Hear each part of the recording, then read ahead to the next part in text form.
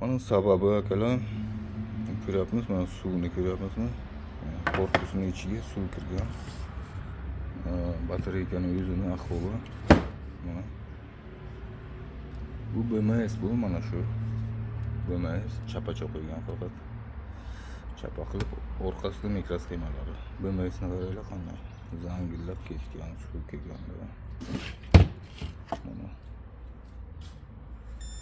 Batareykaga agar e'tibor bersam, agar batareykalar yangi, серьезно yangi вообще. Lekin suv kirgazib mana ahvolni dabdala qilibdilar batareykani. Bo'ldi. Javob BMS kuygan. BMS zaminaga ketadi.